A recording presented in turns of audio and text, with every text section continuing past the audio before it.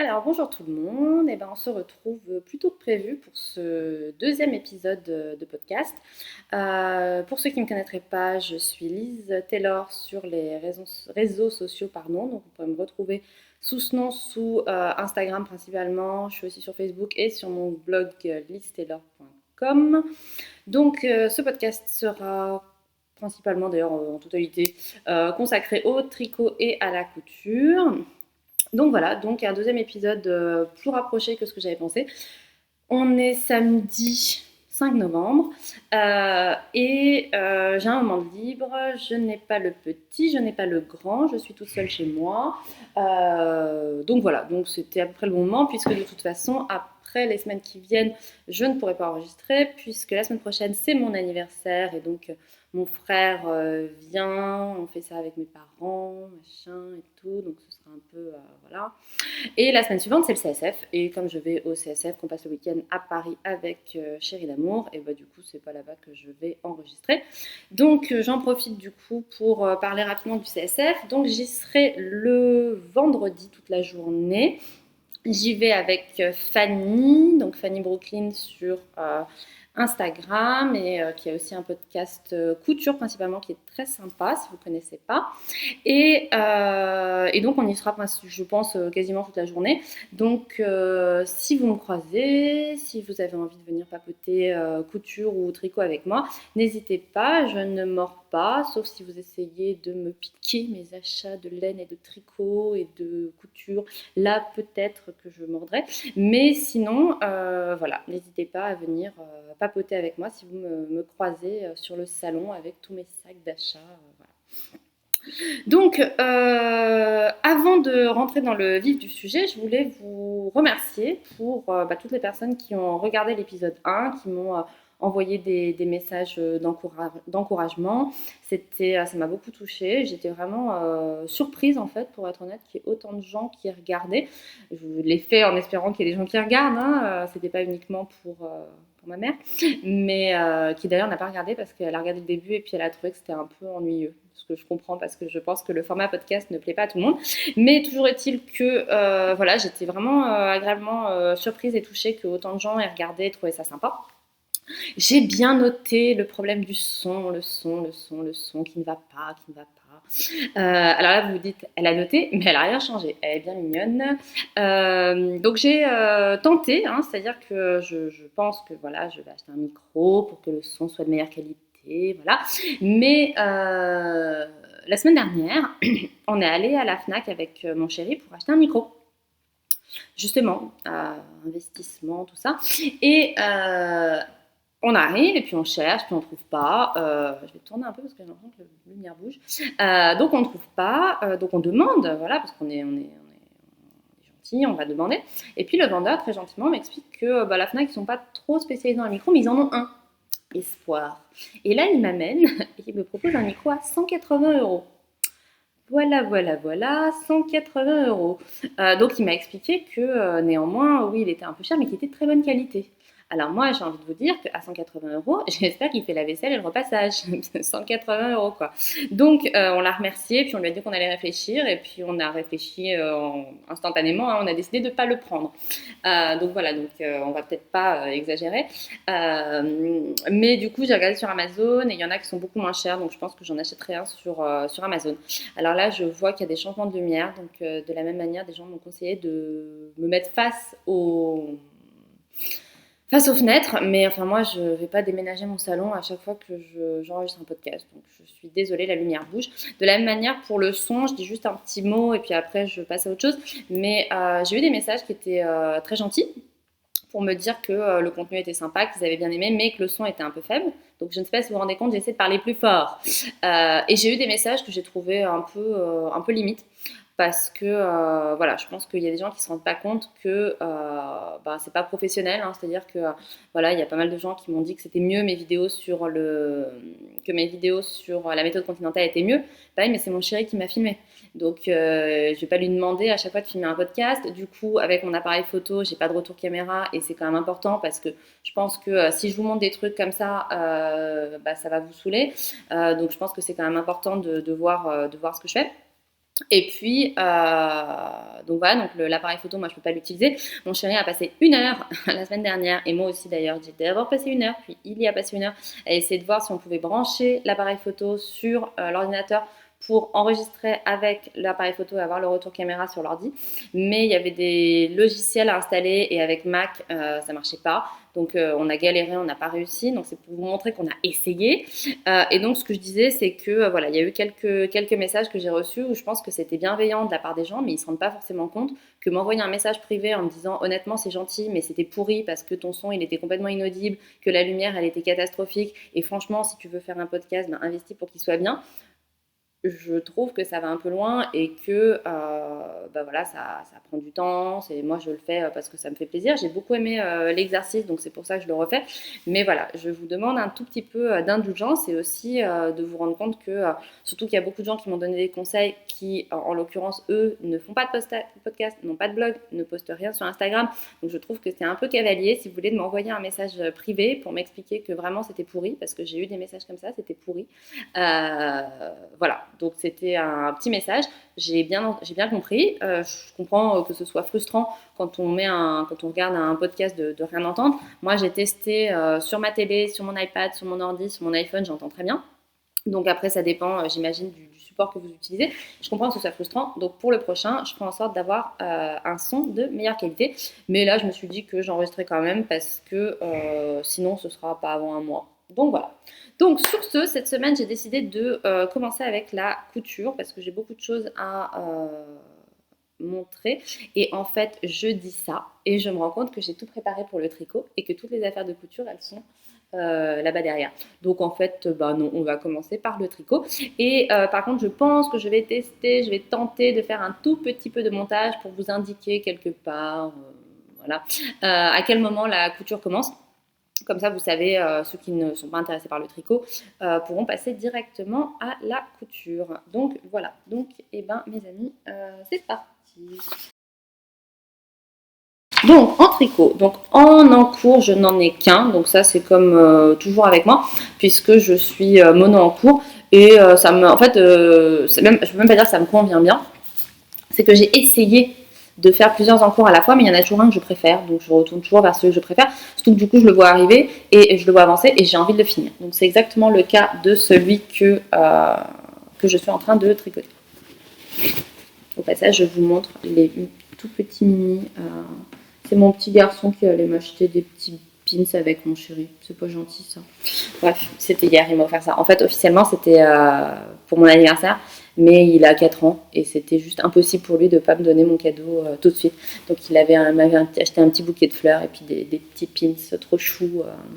Voilà, voilà, c'était la minute mignonnerie de ce podcast. Donc, je tricote toujours le gilet Cloud Bay de Justina Lorkowska. Je sais pas où j'ai mis mon iPod pour vous montrer. Bon, je pense que j'irai le chercher quand même. Où es-tu? Ah, il est là. Donc le gilet Cloud Bay de Justina Lorkowska, je vous l'avais déjà montré la dernière fois. Alors c'est dommage parce que je pense que je vais le finir. Là, il doit me rester 2 heures de boulot, donc je pense que j'aurai enregistré demain. J'aurai eu un projet fini à vous montrer parce que du coup, oui, je n'ai pas de projet fini. Je suis pas encore très calée, hein, projet fini, en cours, achat. Donc projet fini, j'en ai pas parce que j'ai pas énormément tricoté ces dernières semaines. J'ai quand même tricoté, j'ai avancé. Hein, je veux dire, la dernière fois, j'avais à peine commencé le gilet, là je l'ai fini. Donc j'ai pas rien fait. Mais c'est vrai que je pensais que pendant mes vacances en Angleterre, j'allais énormément tricoter. Et puis en fait, pas tant que ça. J'ai un peu tricoté, mais voilà, j'ai plutôt passé du temps avec la famille de mon chéri, avec mon fils, mon chéri, tout ça. Donc j'ai pas tant de tricoter. Je bois un peu parce que j'ai soif. Café ce matin. Donc le gilet, en attendant, je suis pas allée chercher pour vous le montrer. Donc c'est le gilet Cloud Bay de Justina Lorkowska qui est un grand gilet avec qui se porte ouvert avec un grand col. Donc là, moi, je suis en train de faire l'encolure. Donc du coup, il est un peu ramassé. Donc en gros, c'est un gilet qui est top-down, qui se commence avec un raglan. Donc il se commence par le haut, on descend, on sépare les manches. Après, on fait tout le corps qui est un peu cintré. Après, il y a donc, je crois que c'est 15 cm de côte 1-1. Mais que c'était sympa à faire. J'en voyais plus le bout. 15 cm, donc voilà, vous voyez 15 cm de côte 1-1. Voilà, donc c'était long, mais j'aimerais vous dire que c'était bon, mais ouais, non, c'était franchement long. Donc du coup, une fois qu'on a fait ça, donc on voit que on fait un peu, c'est le même fonctionnement que celles qui font des chaussettes de l'Afterthought Hill. Ça c'est pour les poches, donc du coup on tricote toujours. Alors je pense qu'avant que j'arrive à me faire au retour caméra, il me faudra genre 20 épisodes quoi. Donc on va tester comme ça. Voilà, donc on tricote une partie avec un fil contrastant. Donc on voit derrière, je vais essayer de vous montrer que du coup on a le fil principal qui court derrière et qui est très lâche. Et après on va défaire ce fil en attente pour reprendre les poches. C'est un pull aussi qui a des très, très longues manches, donc moi je l'ai fait particulièrement longue parce que c'est vrai que je pense que ça nous est tout arrivé, on en a marre de faire les manches et du coup au bout d'un moment on se dit allez c'est bon, au blocage tirez un peu et ça ira, et puis on se retrouve avec des manches à une longueur super bâtarde où toute la journée on tire dessus parce qu'elles sont pas assez longues. Donc moi je les fais vraiment longues pour qu'elles m'arrivent limite voilà, bien après le poignet, comme ça au moins je suis sûre d'avoir bien chaud. Ce gilet, les manches, je vais y arriver. Donc je sais pas si vous voyez. Ouais. Donc en fait le rabattage c'est un rabattage tubular bind off. C'est la première fois que je faisais et j'ai vachement aimé. Voilà, j'ai eu un peu donc les explications du patron, donc c'est des explications écrites, j'ai rien compris. Donc j'ai trouvé une vidéo, je vous mettrai le lien dans les notes, parce que cette fois, je ne publierai pas la vidéo avant d'avoir rédigé les notes et de les avoir mises sur mon blog, parce que sinon je vais pas le faire, comme la dernière fois d'ailleurs, toutes mes excuses. En fait ça c'est vraiment pénible pour le coup, parce que moi c'est vrai que quand je regarde un podcast, souvent, s'il y a une laine qui me plaît, s'il y a un coloris qui me plaît ou un patron, je vais regarder dans les notes. Et du coup, pas faire de notes, ça craint. Donc, promis, cette fois, vous aurez des notes. Donc j'ai fait le tubular bind off pour les manches. Donc en fait le principe, est-ce que je vais réussir à vous montrer? Le principe c'est que du coup on a l'impression en termes de fini que le tricot ne s'arrête pas. Donc on n'a pas un truc, une espèce de grosse rangée qui se voit bien de rabattage. Donc j'ai trouvé ça vachement sympa. Et en fait, comme j'avais lu le patron, j'avais pas lu en détail, j'avais pas fait ça au niveau du rabattage du bas du gilet, puisque j'ai fini le corps et après j'ai fait les manches.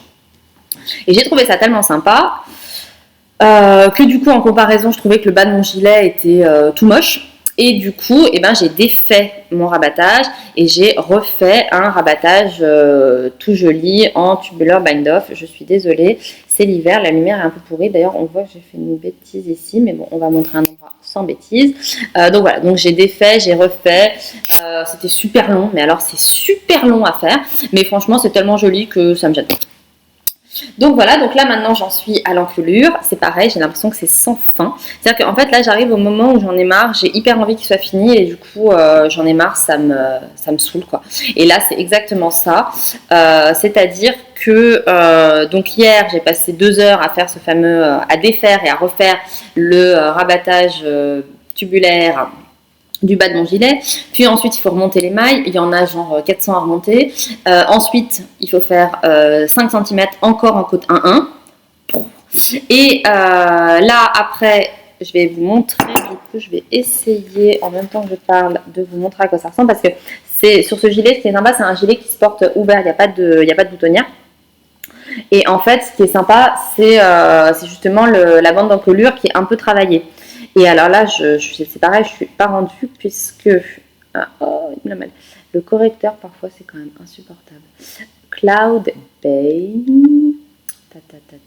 On va y arriver. Allez. Voilà, ça y est. 2 heures. Oui, alors j'ai préparé les notes, j'ai préparé tous les achats, les trucs à vous montrer. J'ai juste oublié, je le ferai la prochaine fois, d'ouvrir les fenêtres sur l'iPad que je vais vous montrer avant. Donc promis, la prochaine fois ce sera mieux. Hop. vous devez être impatient d'être à la prochaine fois quand même. La prochaine fois, il y aura une meilleure lumière, il y aura un meilleur son, tout sera prêt. Alors, je reprends donc. J'ai fait une petite coupure parce que je galérais, que la lumière était vraiment pourrie. Donc, j'ai essayé de me décaler un peu en espérant qu'il y ait moins de changement de lumière.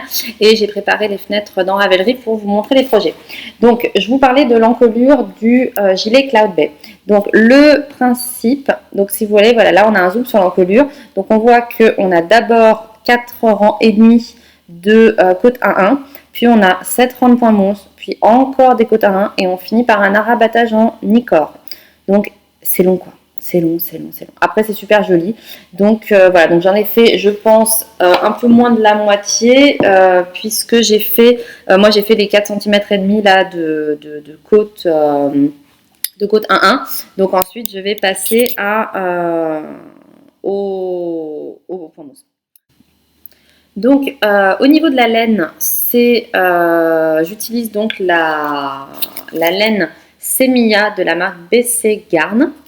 Donc, c'est une laine 100% laine organique. C'est considéré comme de la Dickie. Moi, je vous l'avais déjà dit, je pense que je le vois plus comme de la sport parce que je la tricote en 3,75. C'est conseillé en 4, 4,5. Moi, j'ai fait des échantillons en 4 et 4,5. Franchement, je trouvais que la laine était beaucoup trop lâche. Et vu la qualité, c'est pas une laine ronde comme le Merino qui va prendre de l'ampleur. Donc, le blocage ne la fait pas du tout bouger. Donc, ça veut dire qu'au final, j'allais me retrouver avec enfin, je veux dire, ce qui était déjaugé, ça fera déjauger au porté. Donc, je voulais pas ça. Donc, j'ai réduit à 3,75. Donc c'est une laine qui est bien sympa, qui est un vrai uni. Donc c'est vrai que moi ça j'aime bien de temps en temps. J'aime bien les finets des teintures à la main, mais de temps en temps j'aime bien aussi de l'industriel complètement uni. C'est une laine qui est assez sèche. C'est pas une laine ronde et moelleuse comme peut l'être le Merino.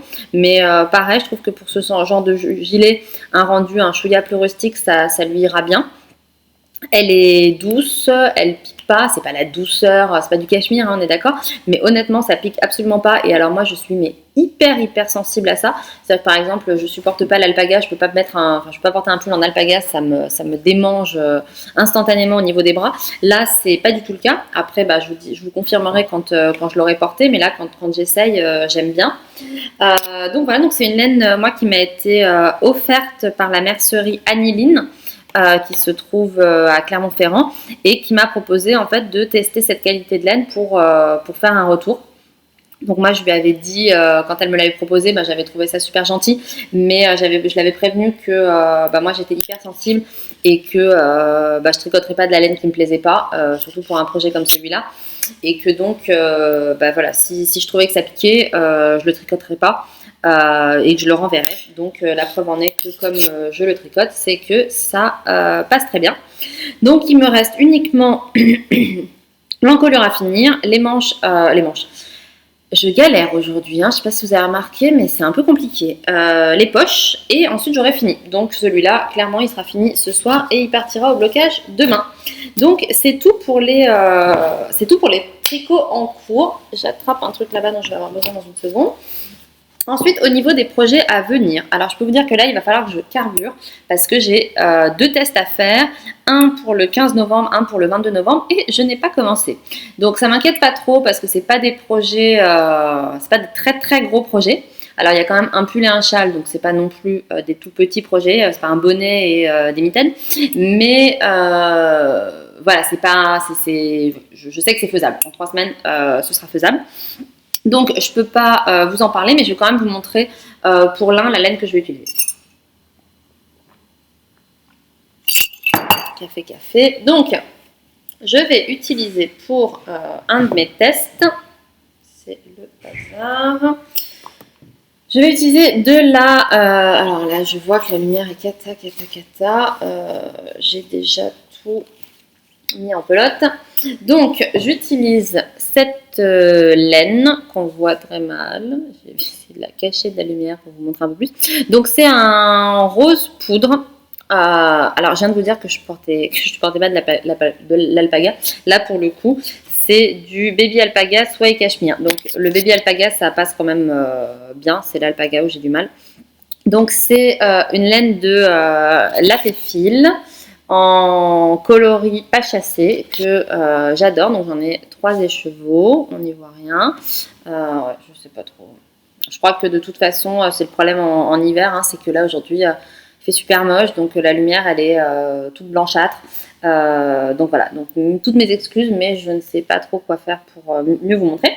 Donc j'utilise cette laine que je tricote avec en même temps un fil de Kid Silk, donc du mohair soie que j'ai acheté chez, donc c'est de la Rowan, qui est exactement le même coloris, et donc je les tricote ensemble. Donc vous voyez, j'ai à peine commencé à faire mon échantillon et ça passe très bien. Donc c'est tricoté en 4,5, donc ça va assez, enfin ça, je pense que ça va aller assez vite à tricoter, c'est doux comme tout. Et donc je vais rajouter un fil de lurex. Alors ça, je vais vous raconter mes déboires avec ce fil, parce qu'en fait je suis allée dans une boutique à Lyon dont je ne vais pas vous parler parce que je ne vous la recommande pas, donc je ne vais pas leur faire de la pub, où en fait quand j'y suis allée, il y avait ce genre de, il y avait de la laine Kid Silk avec du brillant, du Stellina. Donc je voulais prendre ça, sauf qu'il lui en restait qu'une pelote, et donc la personne m'a dit, mais achetez ce genre de petit fil, la lumière c'est cata, acheter ce genre de bobine de fil, je ne sais même pas comment vous le montrer pour que vous y voyez quelque chose. Donc en fait c'est un fil, bon bah, je vais le dérouler, hein. C'est un fil tout bête, donc là en l'occurrence qui est blanc avec un peu d'effet paillette. Donc bon, l'effet paillette vous ne le voyez pas, mais il est bien présent. Et quand elle m'a proposé ce fil-là, moi j'ai regardé et puis il y avait des reflets un peu verts. Et je lui ai dit, bah non, ça me plaît pas trop, je vais plutôt prendre un autre coloris. Et en comparant avec la pelote originale de Rowan Stellina, elle m'a dit, non, non, c'est vraiment celui-là qu'il faut, ensemble, ça fera exactement la même chose. Donc je rentre chez moi, je tricote un rang et je me rends compte que le reflet vert, il est toujours là. Donc je détricote, je renroule. Et hier, j'ai envoyé mon chéri dans cette boutique en lui demandant, parce qu'il allait dans le coin, et je lui dis, est-ce que tu peux en profiter pour le changer et me prendre une version dorée, une version argentée. Eh ben, elle l'a hyper mal pris. Elle l'a pris super de haut. Alors, je précise que mon chéri est anglais, qu'il parle pas forcément hyper bien français, mais qu'il essaye et qu'il se fait parfaitement comprendre. Donc, elle a juste été odieuse. Elle l'a envoyé balader en lui expliquant que ça se voyait complètement que je l'avais utilisé et que je l'avais renroulé pendant des kilomètres et des kilomètres, ce qui est absolument faux. Si j'avais fait ça, je l'aurais pas ramené. Enfin, je suis pas non plus... voilà. Irrespectueuse. Donc voilà, donc ça l'a un peu saoulé, mais il m'a quand même acheté mes fils, et comme il est super gentil, en plus il y avait 2 versions de doré, donc il m'a pris les 2 versions de doré. Alors après, je vais quand même vous dire la marque, parce que même si cette boutique à Lyon, franchement, moi j'y retournerai pas. En plus, la blague, c'est que quand j'y étais, elle était, quand j'y suis allée, que j'ai acheté du coup la première version, les premières pelotes, il y avait des clientes, et la cliente voulait se lancer dans le tricot. Donc c'était une dame un peu âgée qui voulait commencer le tricot et qui voulait acheter des aiguilles. Donc elle lui a conseillé de prendre des aiguilles circulaires, mais en lui disant que surtout, fallait pas tricoter en rond, quoi. Que l'avantage des aiguilles circulaires par rapport aux aiguilles droites, c'est de répartir le poids des mailles sur le câble. Alors je suis complètement d'accord, c'est complètement vrai que par rapport à des aiguilles droites, les aiguilles circulaires, en effet, on sent moins le poids. Mais enfin, je veux dire, le gros avantage, c'est quand même de pouvoir tricoter en rond. Comment est-ce qu'on peut être une boutique de laine qui vend des aiguilles circulaires et dire à une cliente, non mais surtout ne tricotez pas en rond, c'est pas nécessaire. Donc je me suis permis d'intervenir en disant que je pensais que ça valait le coup de tricoter en rond. Et j'avais mon snood que je vous ai montré la dernière fois. Donc je l'ai montré à cette cliente en disant, vous voyez là je l'ai tricoté en rond, du coup il n'y a pas de couture, ça fait quand même gagner du temps, c'est quand même sympa. À ce moment-là, donc j'ai senti que la vendeuse ça l'agaçait un peu. Néanmoins, elle a perçu que je m'y connaissais un peu, et du coup elle m'a proposé de donner des cours dans sa boutique. Et je lui ai dit que j'y réfléchirais, que je reviendrai pour en discuter avec elle quand j'aurai plus le temps. Parce que c'est vrai que pourquoi pas, hein, moi ça m'aurait bien dit. Ça permet de rencontrer des gens, de partager sa passion d'une autre façon et tout. Autant vous dire que vu la façon dont elle a reçu mon chéri, non, il n'y aura pas de cours chez elle, ça c'est sûr et certain. Donc toujours est-il que, en tout cas, je vous donne quand même la marque. Ça s'appelle Glamour Madeira. Et je vous le dis parce que moi j'avais acheté un fil glitter officiellement pour tricoter de chez Drops, je crois. D'ailleurs, je l'ai testé sur mon échantillon et en fait, il n'est pas du tout agréable. C'est un petit cône et alors je trouve que ça s'en mêle, ça glisse mal. C'est vraiment pas du tout sympa. Alors que celui-là que j'ai testé, pour le coup, c'est beaucoup plus. Enfin, moi personnellement, j'ai trouvé que c'était beaucoup plus agréable à tricoter. En le mettant justement là avec, j'ai quand même 2 fils, donc ça fait un 3e, mais ça s'en mêle pas, ça reste vraiment, enfin moi, en tout cas si vous pouvez le trouver, je vous recommande cette marque pour ajouter un peu de lurex de brillant à vos tricots. Donc voilà, donc ça c'est le modèle que je vais tester. Donc ça je vais m'y mettre dès ce soir, dès que j'aurai fini, mon Cloud Bay. Et ensuite, j'ai un autre test à faire, donc je ne peux pas trop vous en parler. Mais la prochaine fois, du coup, forcément, j'aurai fini l'un des deux, donc je pourrai vous en parler. Et ensuite, le projet à venir qui me tient vraiment à cœur, donc c'est pour ça, là, en ce moment, je reçois pas mal de demandes de tests, mais je pense que je vais mettre un peu le haut là pour pouvoir faire les projets que j'ai envie de faire moi. Qui sont dans ma to-do list, qui ne sont pas forcément des tests, mais juste des projets que j'ai envie de faire pour les porter, pour les avoir, etc. Et donc, le projet que j'ai vraiment envie de faire, c'est le Brioche Alicious. Donc, je vous en avais parlé la dernière fois, et j'avais un problème de coloris, il me manquait une couleur, parce que, alors, vraiment, en plus, toutes les filles le font. Alors oui, on va dire c'est la mode et tout. Moi, ça me fait un peu rigoler ces trucs de c'est la mode, parce que c'est la mode entre tricoteuses. Je veux dire, vous allez vous balader dans la rue, vous n'allez pas voir 30 filles avec un brioche Alicious, vous allez voir 30 filles avec l'écharpe à la mode de chez Zara. Donc, que ce soit la mode entre nous, moi je trouve que c'est plutôt sympa, ça montre qu'on s'inspire les unes les autres. Voilà, je suis tout surprise par ouais, c'est un phénomène de mode, bah mais tant mieux, enfin, je sais pas. Bref, toujours est-il que, donc quand j'étais à Londres, je suis allée chez Loop pour trouver ma fameuse couleur et je suis bien contente puisque j'ai trouvé le coloris parfait que je cherchais et donc ça va faire comme ça. Est-ce que vous voyez correctement? Ah, c'est mieux là. Oh, si seulement la lumière pouvait rester comme ça. Donc voilà mes couleurs. Donc je vous redis les laines que j'ai choisies. Donc là c'est la laine du scarabée. Allez, sois gentil avec moi. Non, ça ne peut pas marcher à tous les coups. Donc c'est la laine du scarabée, donc c'est la qualité diptyque, 70% mérino superwash, 20% soie, 10% cachemire. Et c'est le coloris fantôme. Voilà, voilà. Donc ça c'est ma couleur principale. Et après comme contrastante, je vous l'avais déjà dit, j'ai ce coloris, donc c'est la Madeline Tosh Sock et c'est le coloris Nutmeg. Ensuite j'ai encore le bleu marine, c'est Madeline Tosh Sock. Allez, t'étais bien là, remets-toi comme t'étais. Non, ça veut pas. C'est le coloris qui apparaît tout moche mais qui est très beau. Ink. Et le petit dernier parfait que j'ai donc acheté chez Loop, c'est de la The Uncommon Thread, qualité Tough Sock. C'est du 80% Superwash Blueface Leicester, 20% nylon. Donc bon, d'habitude j'aime pas trop mélanger les différentes qualités de laine, mais là ça se ressemble vachement en rendu. C'est-à-dire que s'ils avaient eu de la Uncommon Everyday, qui est la version 100% Merino Superwash, je l'aurais prise, mais chez Loop ils font pas cette qualité, donc j'ai pris celle-là et c'est le coloris Liden. Voilà, voilà, voilà. Et qui est exactement ce que je voulais. Donc c'est une espèce de bleu vert turquoise que vous voyez pas très bien. Donc là c'est le moment où je me dis c'est l'avantage d'avoir le blog à côté, parce qu'au moins quand vous voudrez voir des vraies photos avec les bonnes couleurs, bah au moins quand j'en parlerai sur le blog, vous les aurez. Donc voilà, donc ça je suis super contente parce que c'est vraiment ce que je voulais comme couleur. C'est pas d'une originalité folle encore une fois, parce que la créatrice c'est quasiment les coloris qu'elle a utilisés je crois. Mais ça me plaît bien et puis moi ça change un peu de ce que j'ai dans mon stock de...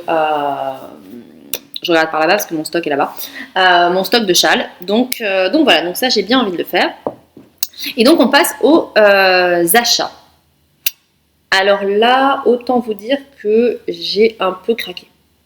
Et quand je dis un peu, vous allez vous rendre compte qu'un peu, c'est beaucoup. Euh, voilà, bon, je n'ai pas d'explication particulière. J'ai trouvé plein de trucs jolis, j'avais plein d'envie, donc j'ai acheté plein de trucs.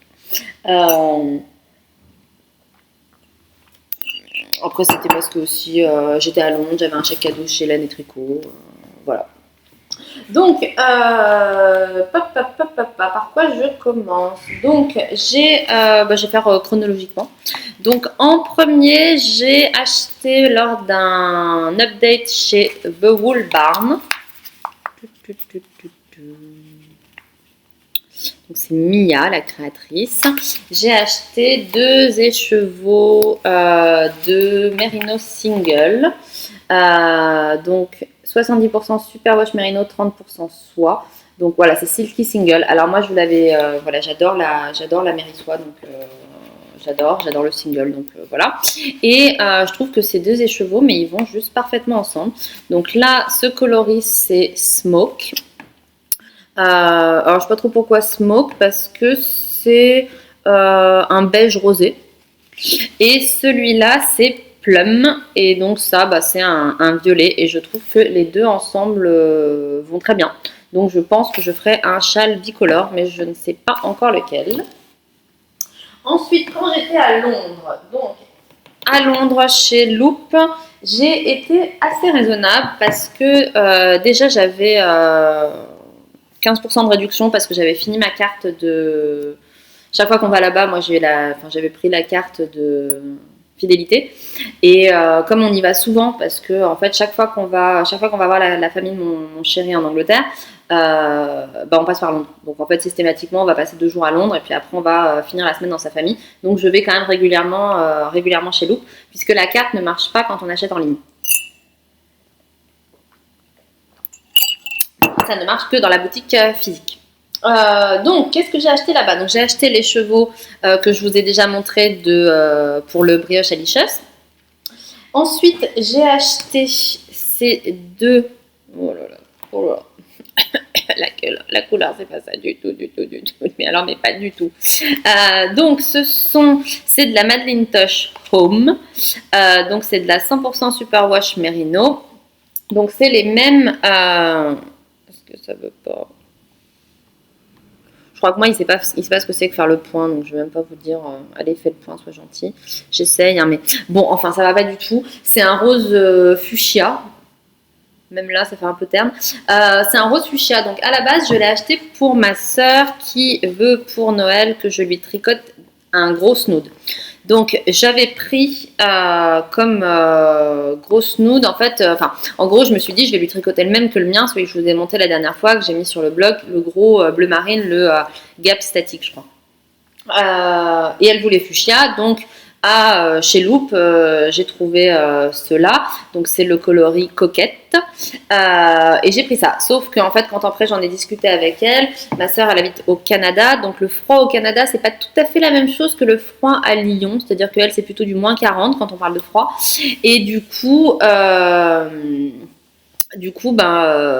le snood que j'ai fait, elle, c'est un snood pour le mois de septembre, quoi. C'est pas un snood pour le mois de décembre.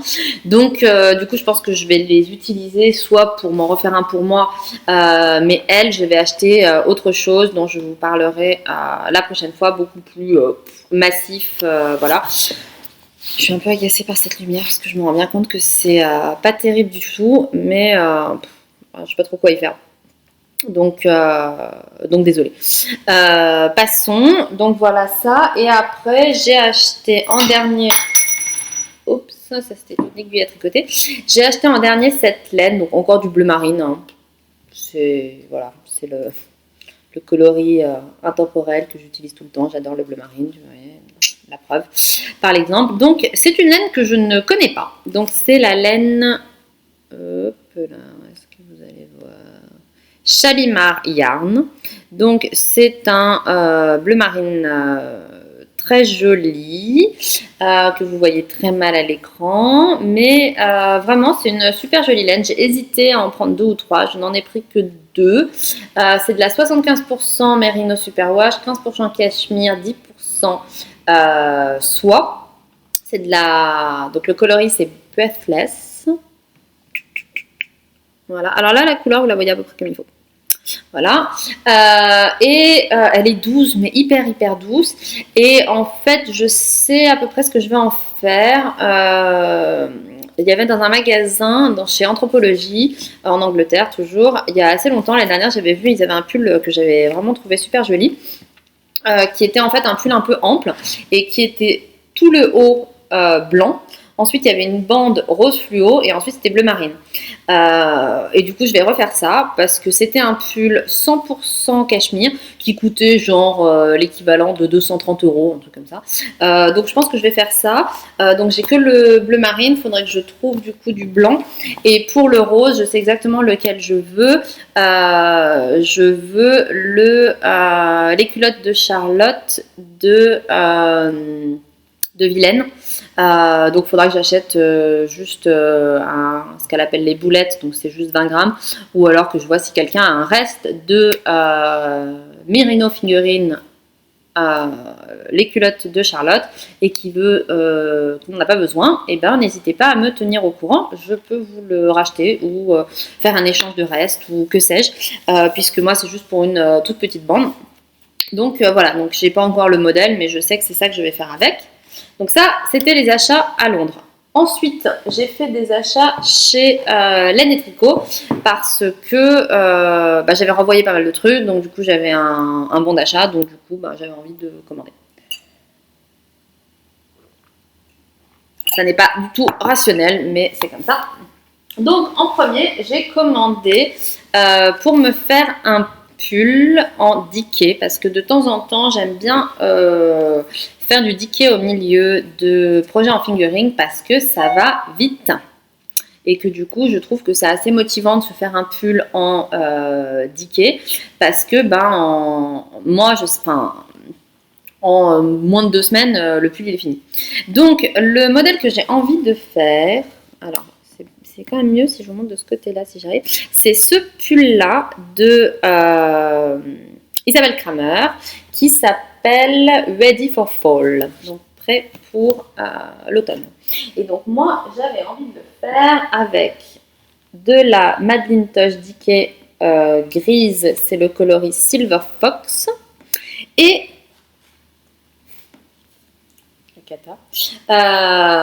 cet écheveau, je vais vous expliquer pourquoi il est dans cet état-là. Donc c'est aussi de la Diquet Madeline Tosh et c'est encore le coloris coquette. Donc on le voit très très mal, hein, mais c'est vraiment un coloris magnifique. C'est un rouge framboise rubis, il est superbe. Et alors pourquoi est-il dans cet état-là? Pourquoi n'est-il pas dans sa jolie petite forme d'écheveau? Parce que toutes les personnes qui ont utilisé le coloris coquette savent que c'est un coloris qui dégorge à mort. Et quand je dis à mort, donc là je suis en train d'essayer de le remettre en écheveau. C'est pas gagné. Je pense que je vais pas du tout vous impressionner. Bref, du coup, ce coloris dégorge à mort. Et donc je me suis dit que évidemment le mettre avec du gris clair, donc vous avez vu j'ai abandonné le fait de le remettre en écheveau, hein, il va partir directement à être mis en cake. Donc du coup, je me suis dit que sur ce pull, c'était pas compliqué. Ce que je voulais donc pour vous montrer, c'est complètement désorganisé aujourd'hui, hein, c'est une catastrophe. J'ai l'impression que le premier, qui était la première fois où je me suis lancée comme ça, je m'en sortais mieux. Donc on n'y voit rien. Pourquoi la lumière me déteste? Allez. Sois gentil. Ah voilà. Donc je voulais que le corps en gris clair et les espèces de petites fleurettes en bas et qui sont aussi au bas des manches, enfin en tout cas moi j'en mettrai au bas des manches, les faire en rose. Sauf que c'est sûr et certain que si je fais ça comme ça, tout le bas de mon pull il va finir rose parce que ça dégorge à mort. Donc je me suis dit, qu'à cela ne tienne, je vais laver mon écheveau, je vais le défaire et je vais le laver. Eh ben, c'était pas une mauvaise idée, mais c'est pas possible. C'est-à-dire que hier, je vous mens pas, j'ai passé plus d'1 heure. C'est-à-dire j'ai passé 1 heure dans ma salle de bain à le laver avec de la lessive laine, le faire tremper, le rincer, le machin, le truc, 1 heure. Et ben à la fin, il dégorgeait toujours autant. C'est-à-dire que je peux même pas dire qu'à la fin, donc je sais pas, j'ai dû le laver, j'ai dû y passer 5 fois au savon quoi. Et à la fin, je peux même pas dire que l'eau elle était moins rose. C'est-à-dire qu'au bout de 5 fois, à le laver, le rincer, le laver, le re-rincer, le rincer, le rincer, le laver, et bien toujours pareil. Donc je pense qu'il n'y a rien à faire, c'est-à-dire que je pense que ce truc-là, il va dégorger je ne sais pas combien de temps.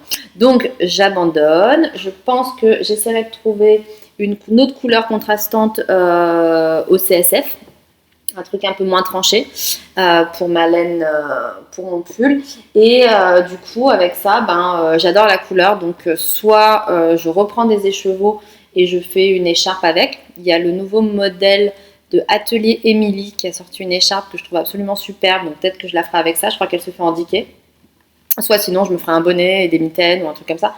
Mais en tout cas, je pense vraiment que ce coloris, il est super beau, mais que c'est quasiment impossible de l'associer avec quelque chose d'autre parce que sinon, vous allez bousiller le reste de votre laine. C'est un peu agaçant quand même, surtout au prix où on la paye.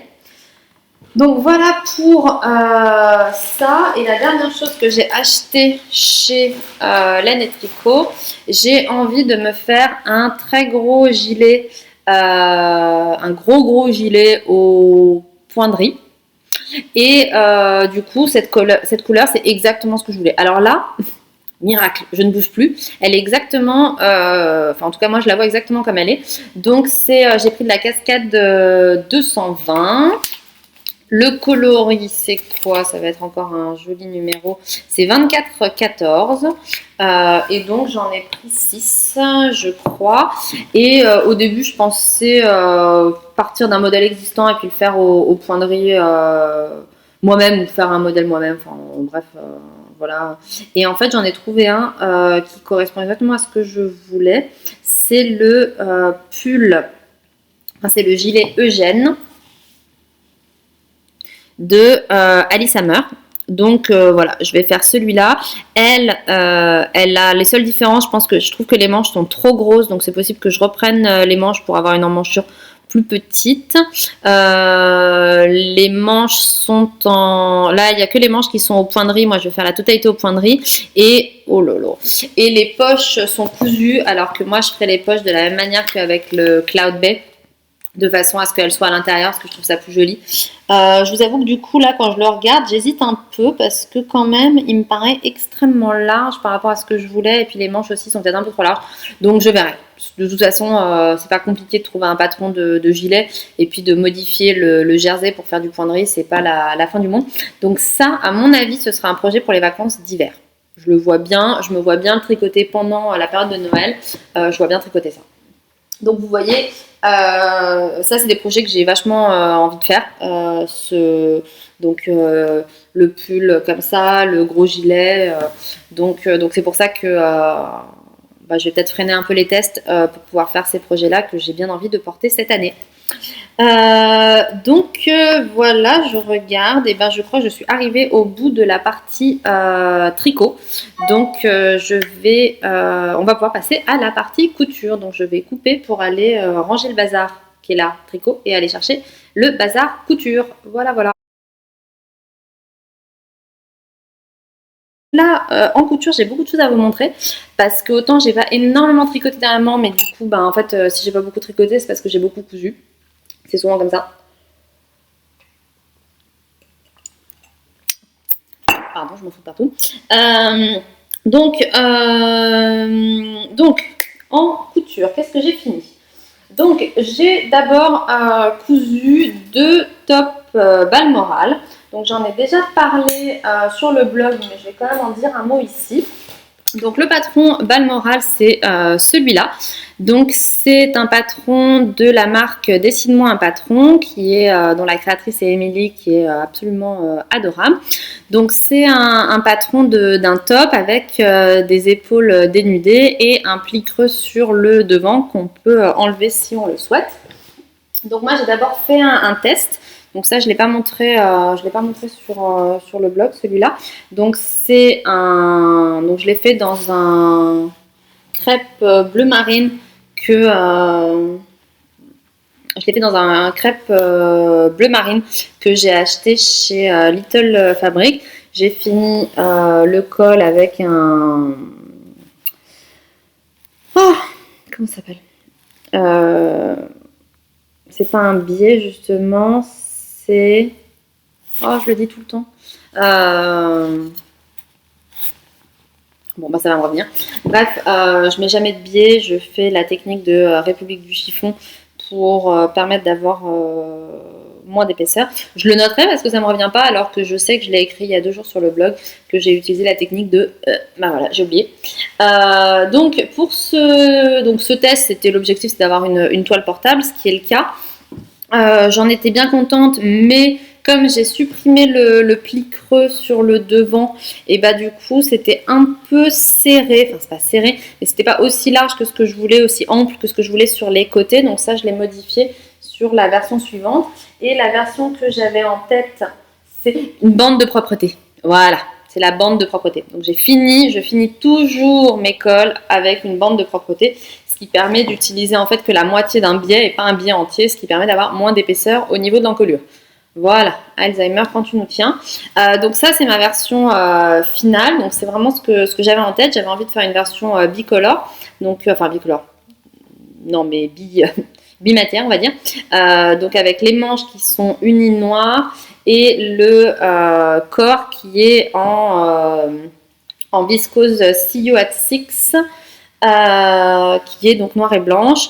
Et voilà, je suis très contente de ce patron. Donc là, ce que j'ai fait par contre pour celle-là, c'est que j'ai beaucoup élargi sur les côtés pour accentuer le côté fluide.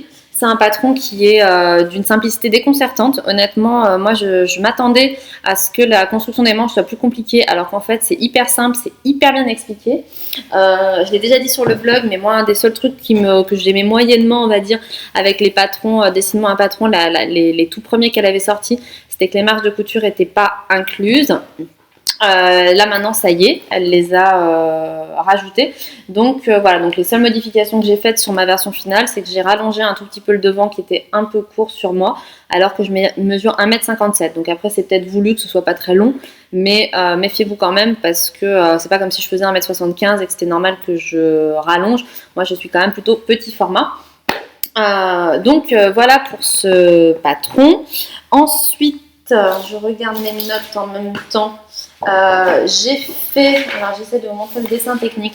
J'ai fait une quatrième Lexi Dress. Donc c'est ce patron-là de Name Pattern. Donc c'est un patron, c'est une robe toute simple qui a une taille assez haute et qui a des plis qui correspondent sur le devant et sur le dos. À noter que elle est proposée avec du coup coupé coupé au milieu dos avec une fermeture éclair, et ce n'est absolument pas nécessaire puisque l'encolure, enfin la tête passe largement sans.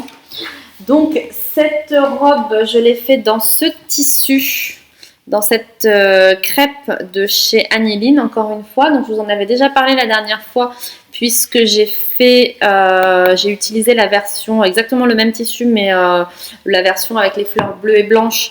J'ai fait une safe tunique avec. Donc là, c'est la Lexi Dress. Donc on voit, c'est vraiment un joli tissu qui a un joli tombé très fluide. Donc j'ai utilisé toujours la même technique de la bande de propreté pour finir le col. Et comme je vous disais, le dos est coupé au pli.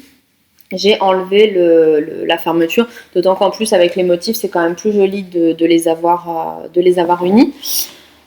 Donc c'est un patron que j'aime beaucoup. Après, je fais pas mal de modifications parce que la taille pour moi est beaucoup trop basse. Alors il faudra que je re-regarde. Est-ce que j'ai noté?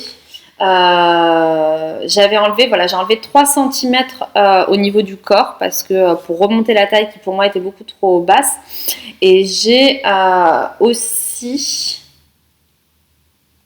qu'est-ce que j'ai mis? Blablabla. Et aussi en termes de largeur, je crois que j'ai réduit aussi quasiment de 2 cm de chaque côté parce que ça faisait une forme beaucoup trop large. Donc ça, je vérifierai précisément sur le patron ce que j'ai modifié pour l'écrire en étant sûre sur des centimètres que j'ai supprimés sur le blog. C'est un patron qui se fait les yeux fermés, c'est hyper simple, ça va super vite. La seule difficulté, c'est au moment où on assemble le corps avec le bas, de s'assurer que les plis correspondent parfaitement. Donc ça, je peux vous montrer par exemple ici. Voilà, le principe, c'est que le pli du haut corresponde parfaitement avec le pli du bas. Donc c'est ce qu'on voit ici, que ça fasse une croix parfaite. Au niveau du tissu, j'ai exactement le même retour que pour le précédent, donc c'est ce que je vous avais dit la dernière fois. C'est un tissu... Oh mamma mia. Ça c'est les textos que je reçois sur mon ordinateur. Je suis désolée, ça m'a vrillé les tympans, donc j'imagine que ça a dû vous vriller les tympans à vous aussi. Toutes mes excuses. Et donc, je vous disais que... ça m'a perturbé. Oui, donc j'ai le même retour à faire sur ce tissu, à savoir qu'il est très joli, il est très fluide, il est vraiment très agréable à porter, mais j'ai quand même eu ce souci, encore une fois, au niveau de la couture, où il y a des fils qui sont tirés. Et pourtant, c'est la deuxième fois que je le cousais, donc j'ai pris beaucoup plus de précautions. J'ai cousu à la machine, j'ai pris une aiguille 60, alors que normalement, je prends plutôt des aiguilles 70 pour les tissus fins. Et au niveau de la surjeteuse, c'était encore un peu la cata. Et d'ailleurs, ça se voit un peu. Où est-ce que je l'ai vu? Ben voilà, par exemple, je vous montre. Est-ce que je vais réussir à vous le montrer avec cette lumière catastrophique? On le voit ici. Là, il y a un fil qui est tiré. On voit un petit fil blanc. Donc, c'est pas la fin du monde. Voilà, là, vous devez le voir. C'est pas la fin du monde, mais ça m'a surprise parce que ça m'arrive jamais, quoi. J'ai jamais eu ce genre de problème avec des viscoses ou des crêpes. Donc, je pense pas pouvoir dire que ça vienne de ma surjeteuse parce que sinon, ça arriverait systématiquement. Donc voilà, donc c'est pas hyper grave non plus. Ensuite, qu'est-ce que j'ai fait d'autre? Eh ben, j'ai fait la jupe que je porte, donc je vais vous la montrer. Donc, je ne sais pas si vous voyez bien, elle est toute pliée machin. Donc, c'est une jupe, je peux pas plus me reculer. C'est une jupe 1001 perles. Voilà, je vous montre mes fesses. Avec le système de smokes à l'arrière. Que j'ai faite, je pense que, je ne me rends pas compte si vous voyez bien ou pas. Donc c'est la version jupe foncée, comme vous pouvez le voir ici. Je suis pas sûre que la lumière soit terrible, mais alors vraiment cette couleur, ce tissu, je les adore. C'est que c'est un tissu que du coup pour cette jupe 1001 perles, j'ai utilisé un tissu que j'adore. Du coup j'en ai recommandé parce qu'il en restait un peu, qui vient de chez The Sweet Mercery. Pourquoi ce tissu est formidable? Déjà parce qu'il ne froisse absolument pas. C'est-à-dire que là c'est la deuxième fois que je porte ma jupe et honnêtement, je veux dire, le tissu ne froisse pas du tout, quasiment pas.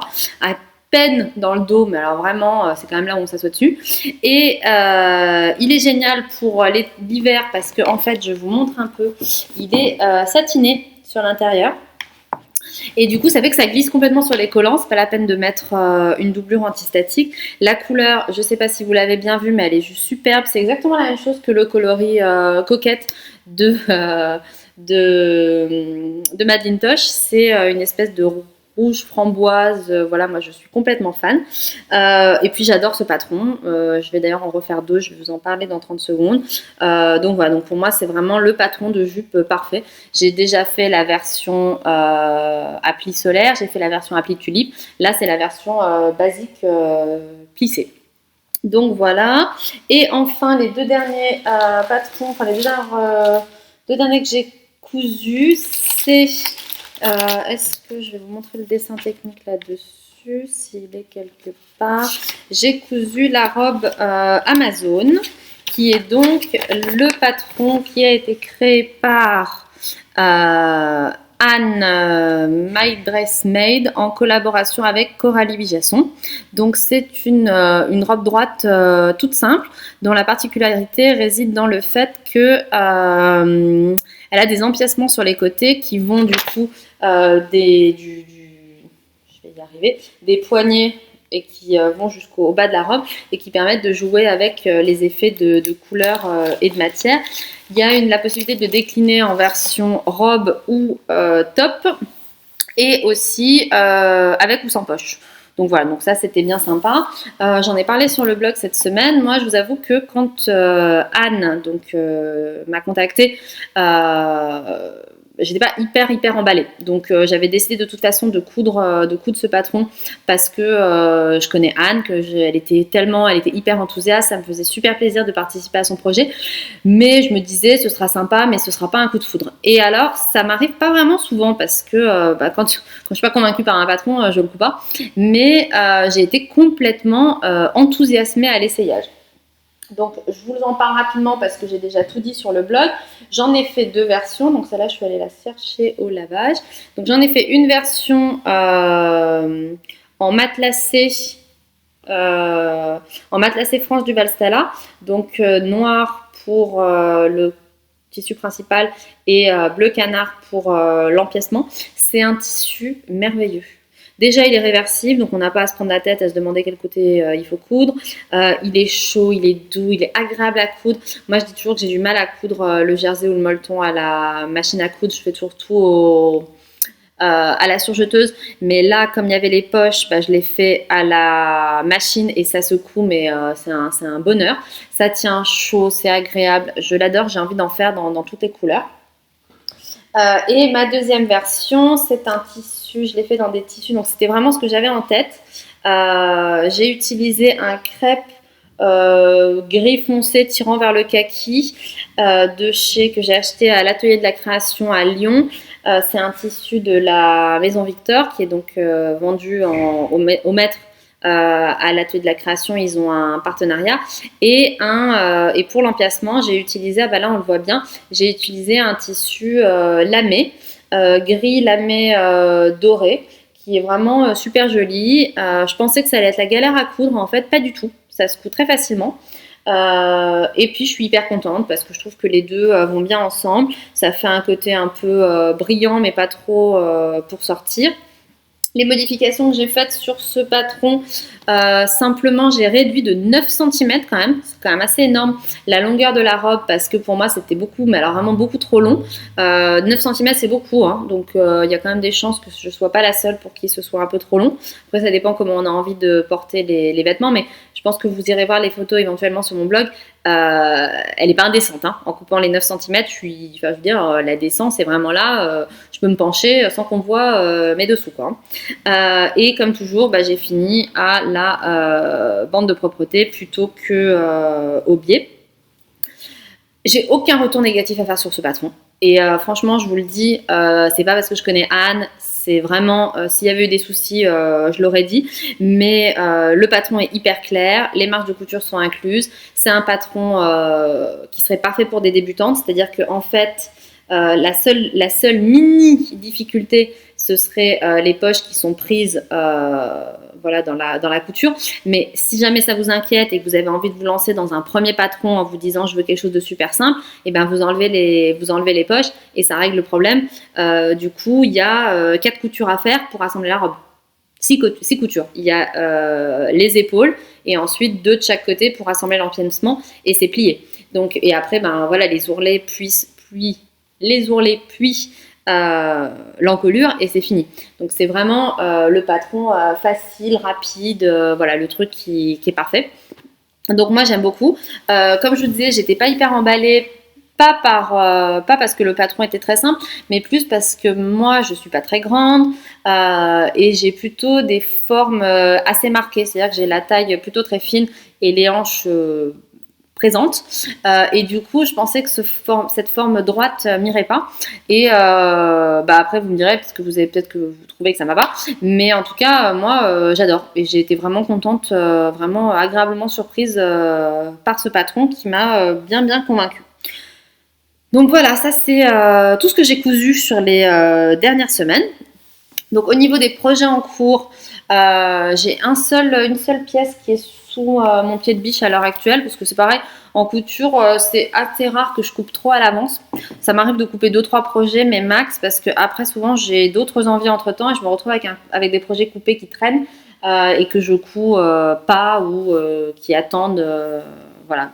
Donc là, je suis en train de finir l'autre patron qui a été créé par Anne avec Coralie Bijasson, donc la blouse Eva. Donc ça, je vous en parlerai, je pense, prochainement, puisque il me reste pas grand chose à faire. J'ai une manche à assembler, le col et puis les ourlets, donc ça devrait être fini dans la journée. Donc voilà, et ensuite au niveau des projets à venir, donc ce que je pense faire ce week-end ou dans la semaine. Donc en premier, où est-ce que je mets le patron ? Ah, c'est là. Hop là. En premier, ce que je vais faire, c'est que je vais coudre le gilet cannelle de Christelle Beignetou. Donc ça, c'est un patron qu'elle m'a offert parce qu'elle elle va sortir des adaptations de ce gilet et donc elle organise un peu une remise en avant de ce gilet. Moi, ça tombe bien parce que ça fait longtemps que j'avais envie de le coudre, mais sans avoir passé le pas d'avoir acheté le patron. Donc je suis bien contente. Je vous avais montré, je crois, la dernière fois le tissu que je vais utiliser, donc je ne vais pas vous le remontrer. C'est un lainage, un lainage jersey assez élastique avec du tissu un peu texturé. Et je pense que je vais faire cette version-là. Voilà, donc la version, il me semble que c'est le col qui est fermé. Donc voilà, donc ça c'est sûr que ça va être cousu ce week-end. Voilà, d'autant qu'en plus c'est du 95% cousu à la surjetteuse, donc ça va aller vite. Et ensuite, j'ai envie de me faire encore d'autres mille et une perles. Donc c'est vrai que ce week-end, je vais plutôt faire des projets rapides. Donc les projets qui sont prévus, alors je cherche où est mon tissu. Hop, hop, hop, hop, hop. Oui, alors donc en fait, j'ai prévu de faire 2 autres versions de la jupe mille et une perles en plissé, donc exactement la même que celle que je porte là, puisque comme je vous le disais, pour moi c'est la jupe parfaite par défaut, c'est-à-dire que je la trouve parfaite. J'adore le derrière qui est élastiqué, elle est rapide à faire, elle est jolie, elle marche à tous les coups. Donc j'ai pas énormément de jupes. Moi dans mon dressing j'ai beaucoup de robes, mais j'ai pas tant de jupes que ça. Donc voilà. Donc là j'ai trouvé le patron parfait, donc je le décline. Donc je vais me faire une version un peu automnale dans cette viscose qui vient de chez Vert d'Oliva. Je vous mettrai le lien. Donc c'est une viscose bleu marine avec des petits oiseaux aux couleurs automnales. Ah là c'est un petit peu mieux peut-être. Fauve, camel. Voilà, donc ça c'est le premier tissu que je vais utiliser.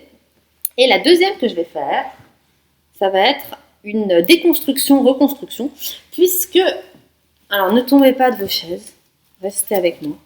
J'ai cette jupe longue qui vient de chez Cézanne, dont j'adore le tissu. C'est pour ça que je l'avais acheté. Donc c'est un tissu, c'est une sorte de, je sais pas, ça doit être de la viscose d'ailleurs, je pense. Je vais regarder. Oui, c'est ça, c'est de la viscose. Donc le coloris passe très mal à l'écran, mais c'est un camel absolument superbe et le tissu est, oh là, cette lumière. Ah là, c'est bon. Non, c'était bon, c'est plus bon. Bref, c'est un tissu un peu texturé, un peu avec un rendu un peu type plumetti. Donc vous voyez, c'est une jupe longue, donc j'en ai beaucoup. Je ne l'avais pas acheté évidemment pour la défaire et la transformer, mais en fait c'est une taille S, mais elle est 10 fois trop grande. Enfin, au niveau de la ceinture, ça baille complètement, ça va pas du tout. Donc ce que je vais faire, c'est que je vais détruire tout ça. Donc je vais découdre cette jupe pour récupérer ce tissu que j'adore et en faire une seconde, du coup, enfin une troisième mille et une perles. Voilà, donc l'avantage de la couture, c'est on prend, on récupère et on recommence. Et donc voilà, ça c'est mes projets de ce week-end. Ensuite, je note du coup, alors un autre projet que j'ai bien envie de faire, mais alors là vraiment c'est le projet de la galère, c'est le Kelly Anorak qui a été le Kelly Anorak qui a été c'est un patron, donc je vais essayer de vous le montrer parce que du coup j'ai rien sous la main. C'est un patron qui a été fait par Closet Case Pattern. Donc c'est la créatrice s'appelle Heather et c'est elle qui a fait le fameux jean ginger que tout le monde connaît, que moi aussi j'ai bien envie de faire. Et donc j'ai commandé, comme vous savez, je déteste les patrons PDF, donc je me suis dit, allez, comme en plus elle a lancé des kits pour faire pour faire les anoraks. Enfin, si vous voulez, les kits, c'est toutes les pièces qui vont avec le jean ou avec l'anorak, les zips, les boutons pression, etc.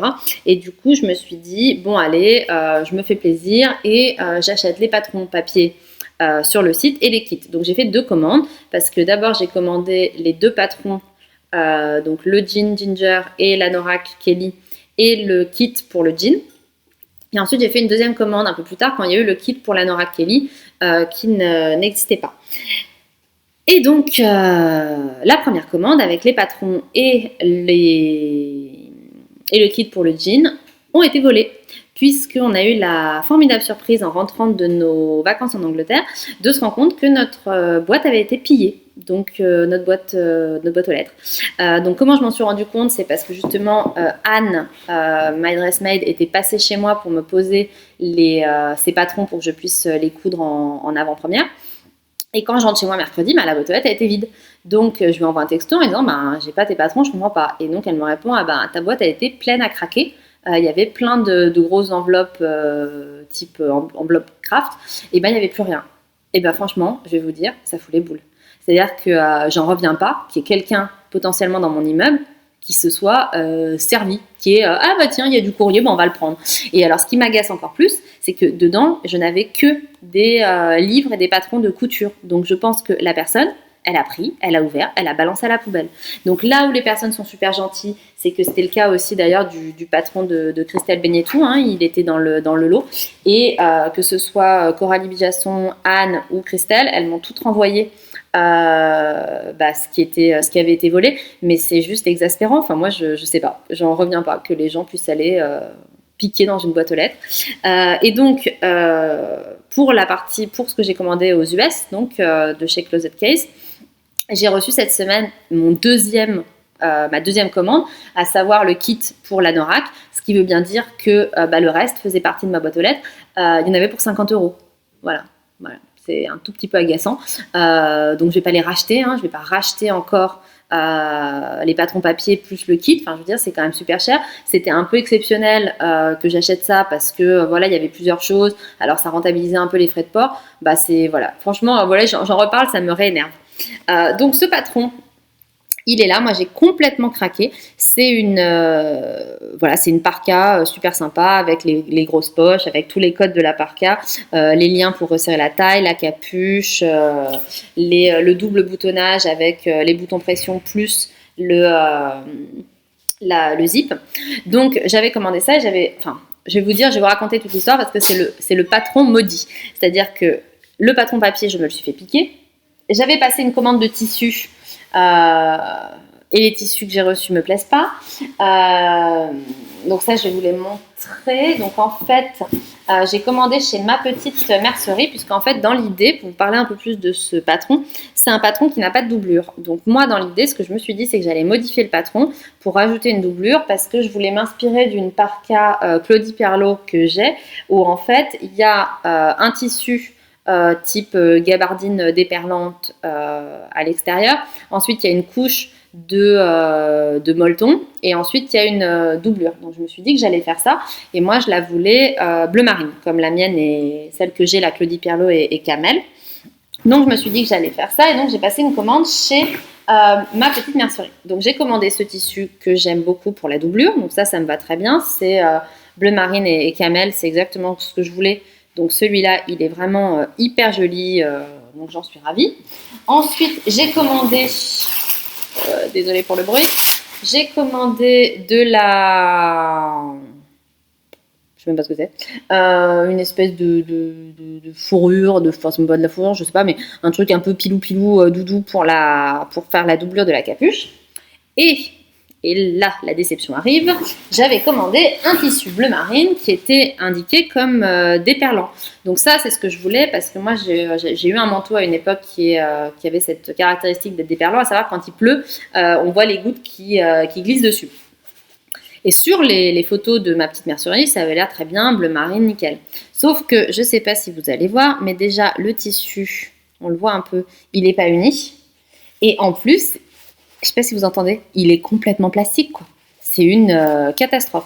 Donc ce tissu, moi, clairement, je vais absolument rien en faire. Et je vais vous dire à quoi ça me fait penser. Ça me fait penser à un tissu pour faire un tablier de peinture, vous voyez, pour éviter de se tacher. Donc autant vous dire que je ne vais pas l'utiliser. Alors je reprends encore une fois, c'était le téléphone qui m'a interrompu l'épisode de la mort. Donc je vous disais que voilà, j'ai que des galères. Donc le patron qui m'est piqué, ensuite le tissu qui va pas. Donc au niveau du tissu, maintenant du coup je vais attendre d'être au CSF. Je pense que je trouverai quelque chose qui ira bien et que moi je pourrais voir, je pourrais toucher. Et en dernier, du coup je me dis bon comme il n'y a rien à faire, je vais racheter le patron en PDF. J'achète le patron PDF.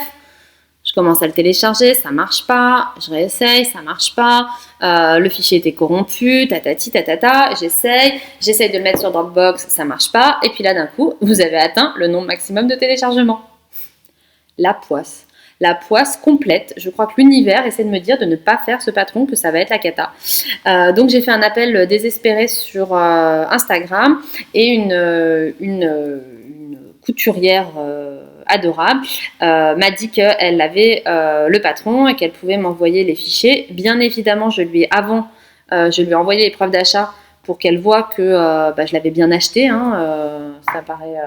Ça paraît évident, mais c'est quand même important de bien montrer que voilà, qu'on fait les choses clairement. Donc je l'avais acheté la veille, mais que comme une gourdasse, j'avais pas pu le télécharger. Donc voilà, donc maintenant tout est prêt.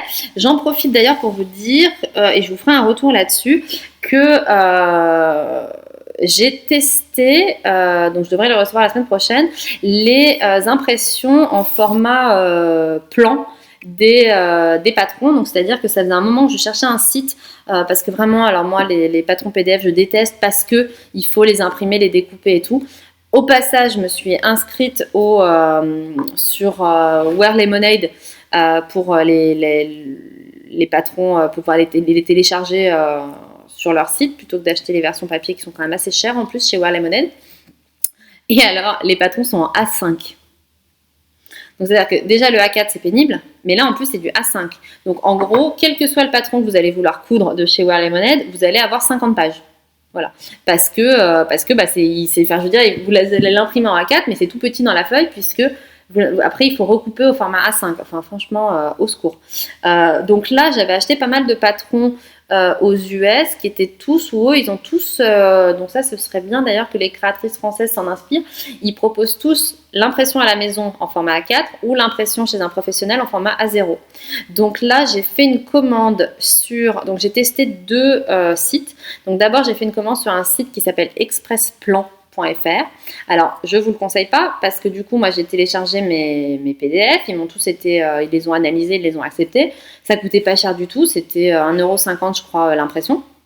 Et puis après, ils m'ont écrit en me disant « Ah, mais en fait, il y avait plusieurs pages par PDF. Du coup, ça coûte 40 € de plus. » D'accord, ok, donc j'ai laissé tomber, j'ai annulé la commande et j'ai trouvé un autre site qui s'appelle Tirage de Plan où là c'est beaucoup mieux fait parce que quand vous téléchargez vos fichiers PDF, il les analyse et il vous dit combien de pages et du coup vous avez le coût total directement. Donc vous précisez si vous voulez un format particulier, si vous voulez en noir et blanc ou en couleur. Et du coup moi là j'ai dû faire imprimer 7 patrons, sachant qu'il y a 2 patrons qui font 3 pages et un qui fait 7 pages, je crois, ou un truc comme ça. Et j'en ai pour 25 € en incluant un envoi en express avec Chronopost, livraison le lendemain. Donc je trouve que pour autant de patrons, ça vaut vraiment le coup.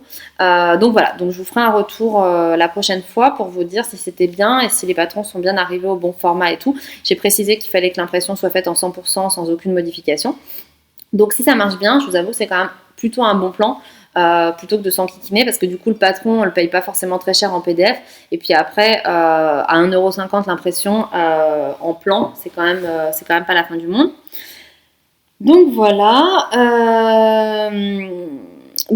pour la couture, pour ce que j'ai cousu et ce que j'ai envie de coudre. Maintenant les achats. Donc en fait au niveau des achats, alors je vais pousser un peu mon bazar. Au niveau des achats, en fait j'ai déjà cousu beaucoup de ce que j'ai acheté dernièrement puisque les robes Amazon, je venais d'acheter les tissus. Pareil pour le deuxième top Balmoral en noir et blanc, je venais d'acheter le tissu la semaine d'avant. Donc j'ai acheté mais j'ai cousu directement. Donc sinon les autres choses que j'ai achetées. Donc quand j'étais en Angleterre, j'ai acheté ce coupon chez Liberty. Donc c'est la première fois, enfin chaque fois que je vais à Londres, chaque fois je vais à Liberty, chez Liberty, mais c'est plutôt pour acheter des accessoires, des mugs, des trucs comme ça, mais jamais le tissu parce qu'en fait il coûte hyper cher. Et donc si j'avais comparé une fois, qu'en gros ça me revenait mais carrément moins cher d'acheter mon Liberty chez Cousette en ligne, qui les a quasiment tous, et de me le faire livrer, que d'aller chez eux en Angleterre et de les acheter sur place. Sauf que cette fois, j'ai trouvé ce coupon que je cherchais depuis très longtemps, puisque c'est un Liberty dont je ne connais pas le nom, mais que j'avais déjà vu sur le podcast de Christine Yarngasm, où elle avait cousu une robe dedans, et j'avais trouvé ça trop joli. Donc je vais essayer de vous le montrer de plus près, si la caméra veut bien faire un truc pas trop moche. Bon, bah c'est moche, mais voilà, je sais pas trop quoi faire pour que ce soit moins moche. Donc c'est un tissu noir avec les fleurs qui sont en gris et doré. En gros, les tiges sont en gris et les fleurs sont en doré.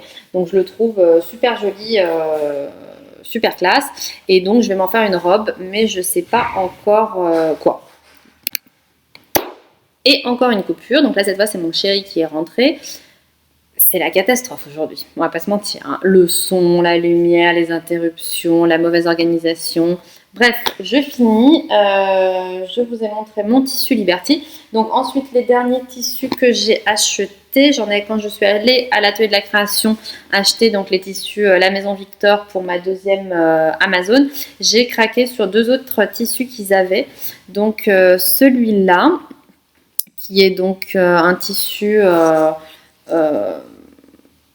un peu épais mais pas trop, qui je pense ira bien pour un haut d'hiver un peu voilà, qui se tient un peu. Donc c'est un tissu, voilà, je pense que c'est du 100% coton qui est donc tissé et avec un peu de texture, avec voilà, deux fils bleus qui forment ces petites alvéoles. Donc j'ai pris ça. Et ensuite, j'ai pris un autre, donc ils sont lavés, donc ils sont déjà tous un peu froissés. J'ai acheté aussi ce tissu bleu marine, qui est pour le coup un peu à l'épaisseur et la tenue d'une gabardine, je dirais, et qui est alvéolé aussi. Donc c'est un vrai bleu marine, bleu nuit. Donc voilà, c'est ce coloris-là qui est très sympa. Et je pense que je me ferai un chino avec le She-Town chino, je crois. Voilà, ça fait partie des plans que j'ai fait imprimer. Donc quand je le recevrai, je m'en occuperai. Donc voilà pour les achats de tissus. Donc j'ai pas mal acheté de tissus, mais je les ai cousus dans la foulée. Donc voilà, donc j'ai pas abusé. Donc c'était en prévision du CSF où du coup bah là en attendant je n'achète plus rien, bien entendu, pour pouvoir me faire plaisir là-bas. Donc voilà pour les projets finis, les projets en cours, les achats. Et donc je finis avec la partie avec quelques livres que j'ai reçus ou que j'ai achetés et que je vous recommande. Donc je commence avec celui-là, donc Coudre, Initiation et perfectionnement de Émilie Pouillot-Ferrand qu'elle m'a hyper gentiment envoyé. Donc j'ai été super touchée de le recevoir. D'autant qu'en plus elle a mis mon blog dans la liste des blogs et sites internet à suivre. Donc je vous le montre en moment égaux absolu, donc je suis par là. Donc j'étais trop touchée, c'est la première fois que quelqu'un recommandait mon blog comme blog à suivre. Donc c'est ce livre, j'en ferai un article je pense sur le blog la semaine prochaine. C'est une véritable mine d'or, c'est pas un livre de patron du tout, c'est un livre pour apprendre des techniques. Il y a des tas de choses, donc il y a toute une partie sur les tissus, il y a toute une partie sur les boutons, comment coudre du biais, qu'est-ce qu'un tissu, comment les coudre, comment bien choisir la bonne aiguille pour le bon tissu, comprendre voilà, sa morphologie, modifier un patron par rapport à sa morphologie, reproduire un patron à partir créer un patron à partir d'un livre je vais y arriver, reproduire un vêtement du commerce et en faire le patron. Donc c'est vraiment une mine d'or. Moi, j'ai pas encore eu le temps d'y passer énormément de temps, mais je vais en profiter ce week-end où on est un peu au calme pour me plonger dans sa lecture. Et je le trouve vraiment très intéressant. Je pense que c'est un peu comme le livre Coudre le stretch que j'avais reçu la dernière fois. C'est le genre de Bible où on peut s'y référer régulièrement quand on a une interrogation voilà, sur une technique. Et ensuite, j'ai acheté pour le coup les 2 derniers livres de Atelier Charlotte Ozou. Donc ça, je vous en parlerai au fur et à mesure où je les coudrai. Donc c'est vrai qu'il y a... j'aime pas trop les livres moi d'habitude. Alors encore moins les livres où les marges de couture ne sont pas incluses. Mais ces deux-là, il y a des modèles qui me plaisent vraiment beaucoup. Donc c'est pour ça que j'ai choisi de les acheter. Dans ce livre-là, ce qui est sympa, c'est que systématiquement, les modèles sont déclinés en version robe ou en version top. Donc là, il y a la robe Montréal que j'aime beaucoup. Après, voilà, il y a cette version-là aussi que j'aime bien avec un boutonnage sur le devant. Donc là, c'est Hanoï. Qu'est-ce qu'il y a d'autre que j'aime bien dans ce livre? Donc après, bon, il y a toutes les étapes pour coudre pas à pas. Voilà, cette robe, bon là je trouve qu'on la voit pas trop bien, mais on a des petits détails avec des manches rabattues qui sont jolies. Donc c'est vrai que même si moi, voilà, à choisir, je préfère, même si ça coûte beaucoup plus cher, je préfère acheter des patrons pochettes et ensuite les recopier et puis que d'acheter des livres où il y a une planche, où c'est plus compliqué de s'y retrouver et où on a où il faut rajouter les marges de couture. Mais là, j'ai vraiment craqué. Et pareil, ce livre-là, vraiment, je trouve que j'aime quasiment tous les modèles. Donc, bravo Charlotte. Je trouve que c'est vraiment un très joli ouvrage. Donc là, on est sur une tenue par mois. Donc, je vais pas tout vous les montrer parce que moi, j'aime tout. Donc, par exemple, là, en février, on a un pyjama. Donc, moi, ça fait longtemps que j'ai envie de me coudre un pyjama. Donc, il y a le Caroline PJ qui est hyper connu, mais où voilà, j'avais la flemme d'acheter encore un patron à PDF. Là ensuite, on a la tenue du mois de mars, où du coup on a une jupe, le gilet et le t-shirt. Donc moi là j'aime bien la jupe. Qu'est-ce qui m'a fait craquer? Alors, avril, je suis un peu moins fan. Au mois de mai, on a une petite jupe boutonnée sur le devant, et puis après, il y a la blouse qui va avec. Donc, évidemment, ça s'adapte aux saisons. Alors là, pareil, moi, je craque complètement sur la robe de cérémonie pour. Donc, c'est la robe du mois de juin. Bon, au final, je vais tout vous montrer.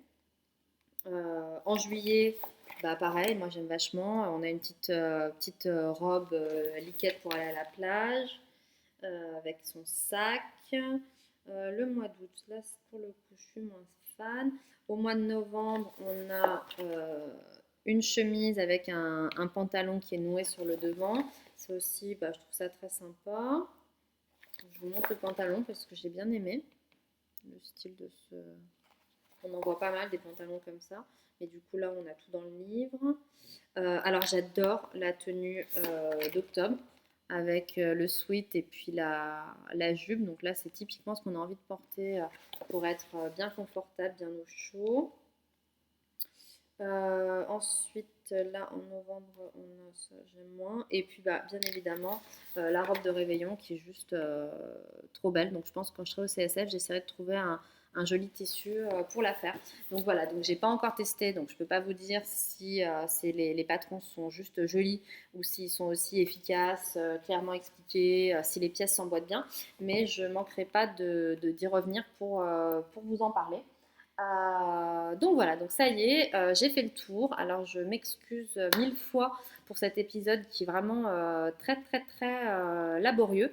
Pourtant, vous voyez, je me suis mieux préparée que la dernière fois. J'avais pris plus de notes, j'avais préparé toutes les affaires autour. Et puis finalement, c'était un peu la galère. Donc j'espère que vous ne m'en voudrez pas et que ça vous plaira quand même. Donc écoutez, pour celles que je verrai au CSF, et écoutez, au plaisir de vous rencontrer. Et puis pour les autres, on se retrouve, je pense, dans un mois pour la suite de toutes ces aventures couturesques et tricotesques. Je vous embrasse tous bien fort et je vous souhaite un bon week-end.